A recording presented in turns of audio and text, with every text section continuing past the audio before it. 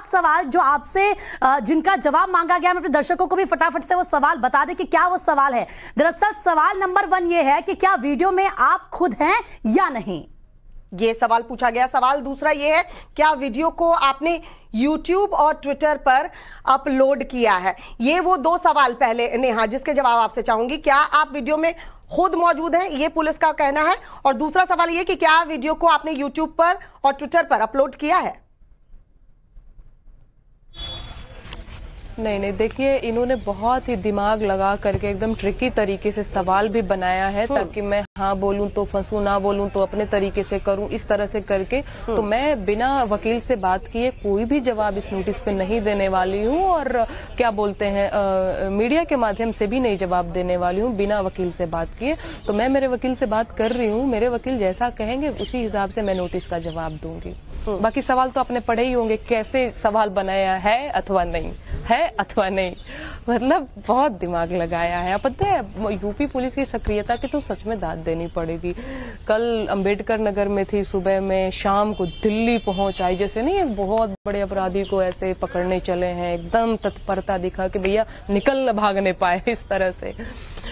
तो बाकी नोटिस का जवाब तो मैं वकील से बात करने के बाद ही दे पाऊंगी। चलिए, नोटिस का जवाब आप वकील से बात करने के बाद दीजिएगा। इस वक्त हमारे साथ राकेश त्रिपाठी जो है वो भी जुड़ चुके हैं, बीजेपी के प्रवक्ता हैं। राकेश जी, नेहा सिंह राठौड़ हमारे साथ मौजूद है और उन्हें यूपी पुलिस जो है नोटिस भेजती है, 7 सवाल पूछे जाते हैं जिसका जवाब तो वो देंगी, लेकिन फिलहाल सर वो कह रही है कि मैंने तो सिर्फ गाना गाया था, मैं लोक गायिका हूं। और इसमें पुलिस ऐसे पहुंच गई न सिर्फ अंबेडकर नगर बल्कि दिल्ली के भी उनके घर में कि जैसे किसी बड़े क्रिमिनल को पकड़ने के लिए जा रही है। सवाल उठा रही है यूपी पुलिस पर।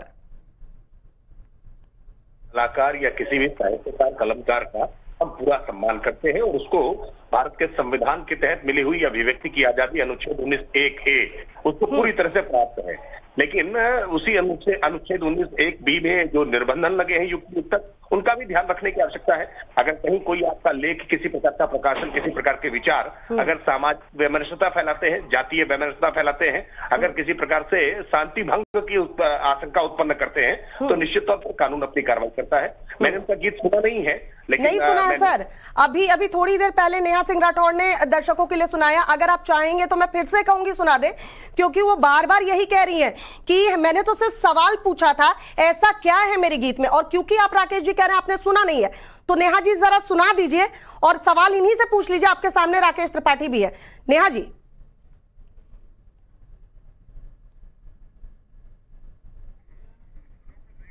फर्स्ट में सुन नहीं पाई कि आप क्या बोल रही हैं। नेहा आप तक आवाज जा रही है? आवाज पहुंच रही है नेहा आप तक? थोड़ी सी कट रही है आवाज।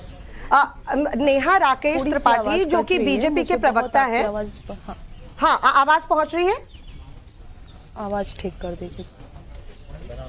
अभी हाँ अभी आई है। हाँ, नेहा जी हमारे साथ इस वक्त राकेश त्रिपाठी जो कि बीजेपी के प्रवक्ता है वो है, और उनका कहना है कि उन्होंने सुना नहीं है कि यूपी में क्या बा पार्ट 2 क्या है, लेकिन अगर नफरत फैलाने वाले बोल हैं तो जाहिर सी बात है कानून अपनी कार्रवाई करेगा। तो एक बार अगर आप उनसे सवाल पूछ ले, सुना भी दे उनको कि क्या ये सवाल जो आप खड़े कर रही हैं इसमें कुछ भी नफरत फैलाने जैसा है।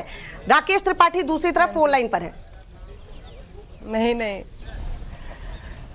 नहीं, अगर राकेश जी सुने नहीं है तो मैं दोबारा से सुना देती हूँ। बिना सुने ही आ गए इस तरह से मीडिया में बोलने, तो ये भी बड़ी गैर जिम्मेदाराना हरकत है। बिना जाने ही किसी को बोल देना कि नहीं अगर उसने ऐसा किया है तो कार्रवाई होगी, तो बड़े गैर जिम्मेदाराना हरकत है ये। तो सुनना चाहिए पहले, लेकिन मैं दोबारा से सुना देती हूँ।